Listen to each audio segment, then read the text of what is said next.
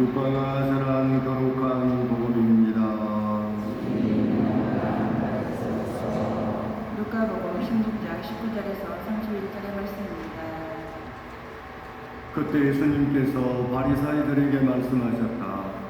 어떤 부자가 있었는데 그는 자주색 옷과 고운 아마파 옷을 입고 날마다 즐겁고 호화롭게 살았다. 그의 집 대문 앞에는 라자로라는 가난한 이가 종기 투성이 몸으로 누워 있었다.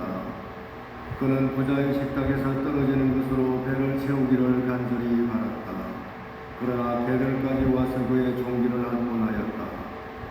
그러나 그 가난한 이가 죽자 천사들이 그를 아브라함 곁으로 데려갔다. 부자도 죽어 묻혔다. 부자가 저승에서 고통을 받으며 눈을 드니 멀리 아브라함과 그의 곁에 있는 라자로가 보였다. 그래서 그가 소리를 질러 말하였다. 아브라함 할아버지, 저에게 자비를 베풀어 주십시오. 라자로를 보내시어 그 손가락 끝에 물을 찍어 제 혀를 식히게 해 주십시오. 제가 이 물길 속에서 고초를 겪고 있습니다. 그러자 아브라함이 말하였다. 얘야, 너는 살아있는 동안에 좋은 것들을 받았고 라자로는 나쁜 것들을 받았음을 기억하여라. 그래서 그는 이제 여기에서 위로를 받고 너는 고초를 겪는 것이다. 게다가 우리와 너희 사이에는 큰 구름이 가로놓여 있어 여기에서 너희 쪽으로 건너가려 해도 갈 수 없고 거기에서 우리 쪽으로 건너오려 해도 올 수 없다. 부자가 말하였다. 그렇다면 할아버지, 제발 라자로를 제 아버지 집으로 보내주십시오. 저에게 5 형제가 있는데 라자로가 그들에게 경고하여 그들만이 고통스러운 곳에 오지 않게 해주십시오. 아브라함이 그들에게는 모세와 예언자들이 있으니 그들의 말을 들어야 한다 하고 대답하자 부자가 다시 안 됩니다. 아브라함 할아버지, 죽은 이들 가운데서 누가 가야 그들이 회개할 것입니다 하였다. 그에게 아브라함이 이렇게 일렀다. 그들이 모세와 예언자들의 말을 듣지 않으면 죽은 이들 가운데서 누가 다시 살아나도 믿지 않을 것이다. 주님의 말씀입니다. 그리스도님 참배합니다. 앉으십시오. 참배 예수님, 오늘 금요일, 지난 금요일이 추분이더라고요. 낮과 밤의 길이가 같은 추분. 지난 춘분과 추분은 밤낮의 길이가 같은 거고, 이제 추분과 춘분이 지나면 이제 균형이 깨지죠. 특히 추분이 지나면 낮은 조금씩 짧아지고 밤이 조금씩 길어져서 동지가 되면 밤이 가장 긴 절기가 되는 것입니다. 우리 인생사도 길어졌다가 짧아졌다가 밝음이었다가 흐림이었다가 찼다가 기울고 기울었다 차는 것, 이게 우리 인생사 아니겠습니까? 그러니 내가 꽉 차 있을 때, 넉넉하고 여유로울 때 더욱 겸손하고 신중하게 처신하고 대비해야 하는, 내 주변에 기울어져 있는 이웃들, 뭔가 부족하고 결핍 속에, 고통 속에 있는 이웃들에게 관심을 보이면서 더욱더 잘 처신하고 대비해야 하는 것이 우리들 인생일 것입니다. 오늘 일독서에서 우리는 아모스에게 좀 관심을 가질 필요가 있습니다.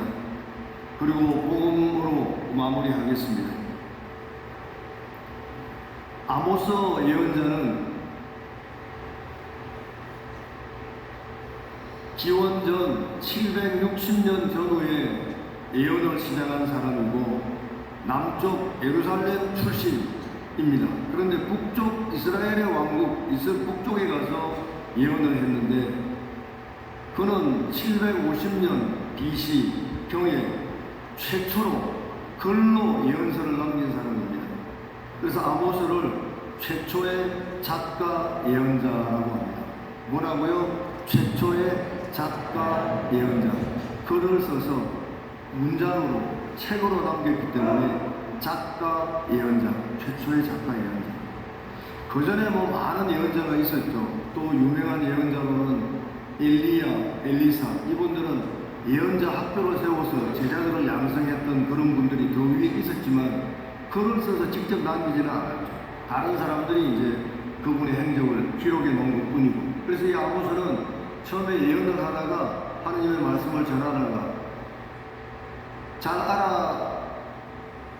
알아주지도 않고 알아듣지도 않고, 그러니 기록으로 남겨서 언젠가는 내가 이런 말을 했다는 것을 정확한 어떤 기록물을 남겨야 되겠다, 증거로 남겨놔야 되겠다. 이 교만하고 말 안 듣는 백성들에게 일종의 경고 차원에서 글을 쓰기 시작했고, 그 기록으로 남긴 것이 아모스 예언서입니다. 그는 북쪽 이스라엘 왕국의 지배계층, 부유층 사람들을 고발하는 내용으로 부정과 불의, 부당한 억압과 수탈, 사치풍조, 타락한 형식적인 종교 의식, 종교 예배 행위, 이런 것들을 신랄하게 비판했던 예언자입니다. 바로 이 아모스 예언자가 예언했던 30년 정도 뒤에 바로 북쪽 이스라엘 왕국은 완전히 쫄딱 망합니다. 그래서 오늘 이 아모스 예언자가 사회 정의는 추락하고 자신의 향락만을 퇴폐한 삶을 살고 있는 귀족들, 권력자들, 돈 가진 사람들, 같은 동족 이스라엘 간에 수탈을 하고 착취하고 삥땅치고 저울 속여먹고, 그러면서도 요셉 집안이 망해가는 것은 아랑곳하지 않는다. 이 얘기는 북쪽 이스라엘 왕국, 나라가 망해가는데도 아랑곳하지 않고 수건 파고 노래하고 상하로 만든 침상에 뒹굴고 안락의자에서 폼 잡고 누워서 무슨 지가 무슨 다윗이나 된 것처럼 흥얼거리고 앉아있고, 포도주는 대접에 품마시고 고급 향료는 몸에 바르고, 바로 그들부터 지배층과 부유층 가진 자들부터 맨 먼저 포로로 잡혀가 끌려가리니 비스듬히 누운 자들의 흥청그림도 끝장나고 말이에요. 정말 아모스 예언자의 이 예언은 정확하게 30년경, 약 30년 후에 기원전 BC 722년에 완전히 망합니다.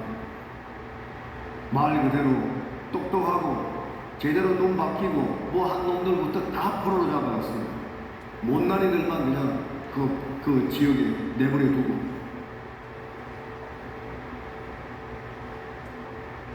자기 나라가 위태로워가고 있고 자기가 몸담고 있는 그 국가가 지금 존폐 위기에 서 있는데 이웃과 국가에는 관심도 없고 개인적인 자기 사치 생활에 파묻혀 있는 그 이스라엘, 북쪽 이스라엘 백성들의 바로 그런 부분을 날카롭게 비판하고 있는 것입니다.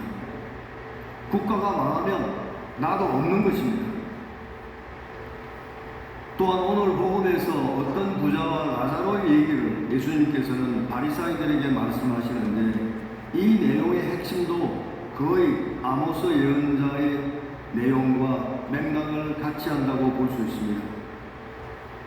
아시는 것처럼 어떤 부자, 어떤 라자로는 거지였고 가난했고 종기투성이였고 줄임배를 움켜쥐고 제대로 몸도 성치 않아 일어날 힘도 없는 그에게 혹시라도 식탁에서 떨어지는 빵조각이라도 주워 먹을까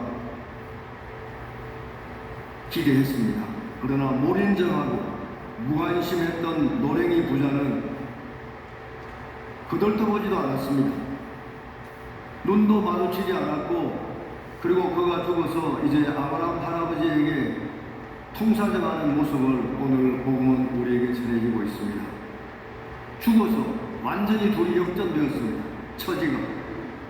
아브라함 할아버지, 저에게 자비를 베풀어 주시고 라자로를 보내시어 그 손가락 끝에 물을 찍어 제 혀를 식히게 해주십시오. 제가 이 불길 속에서 고초를 겪고 있습니다. 그리고 자기 동생들 걱정을 하고 있습니다. 그래도 형이라고 지 동생들만은 여기 오지 않도록 좀 라자로를 보내달라고. 주님, 우리가 오늘 이 부분에서 만약에 이 가련하고 불쌍한 이 안타까운 부자가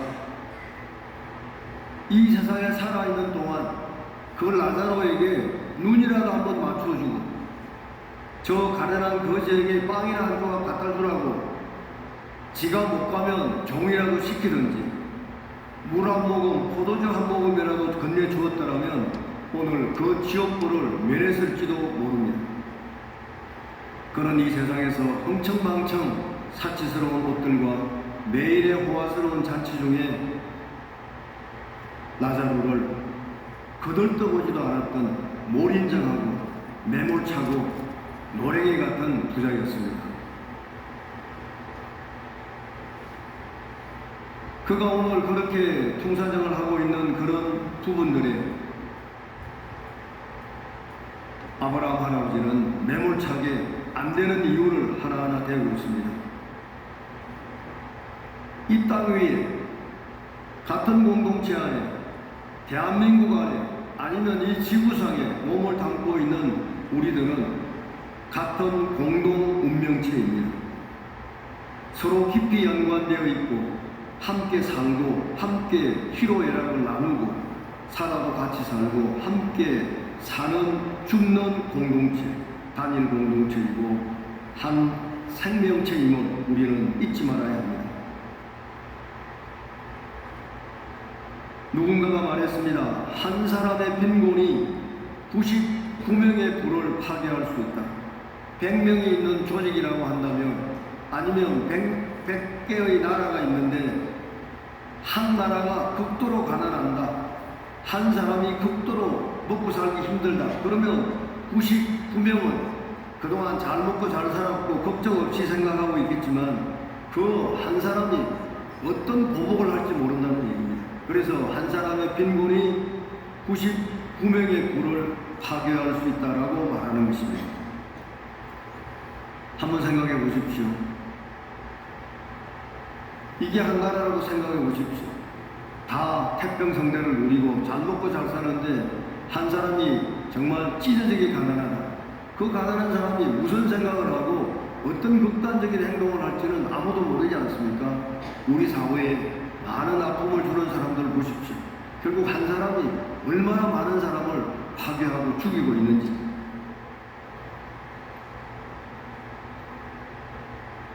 한편 오늘은 세계 이주민과 난민의 날입니다. 이주민, 이민, 이주 노동자와 이민 온 사람들. 2001년부터 한국 교회는 이민의 날로 정했고, 그리고 2021년부터는 난민, 나라를 잃고 떠돌아다니는 보트 피플을 포함해서 국경을 넘어온 사람들, 이 난민의 날을 합쳐서 세계 이주민과 난민의 날로 이 연중 제26주일을 지내고 있습니다. 우리도 올챙이적 시절을 잊어서는 안 됩니다.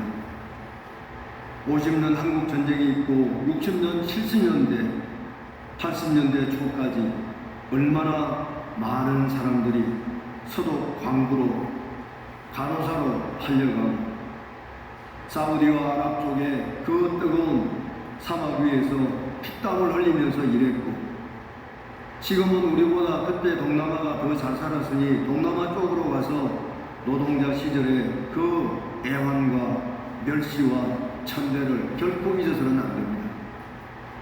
그분들의 그런 피땀으로 오늘 우리나라 대한민국, 대단한 대한민국으로 지금 버티고 있습니다.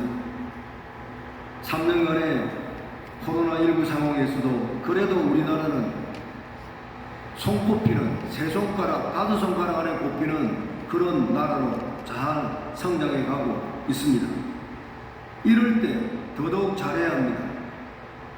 잘 나갈 때 하나님께서 축복해 주실 때 더욱 겸손하고 배려하고 다른 더 어려운 나라들에게 나눔의 손길을 결코 소홀히 해서는 안 될 것입니다. 더더욱 갑질해서는 안 됩니다. 끊임없이 갑질하고 괴롭히고 잘난 척하면 하나님께서는 언제 지금 우리에게 주시는 축복의 손길을 거두어 가실지 모르기 때문입니다.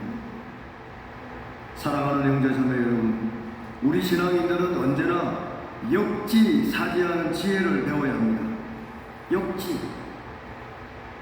상대방의 입장에서 다시 생각해 보는 겁니다. 내 입장에서만 바라볼 것이 아니라 역지사지라고 합니다. 그런 지혜를 내 이웃들, 사람이든 나라든 조직이든 회사든 내 이웃의 고통과 공경과 불행을 외면하는 신앙인이 되어서는 안 됩니다. 끊임없이 몰인정하고 외면하고 못 본 척하고 무관심한다면 언젠가는 그 대가나 보복이 바로 나에게, 우리에게 닥쳐올지도 모르기 때문입니다. 내 배가 부르면 남의 배고픔을 모른다는 우리 속담이 있습니다.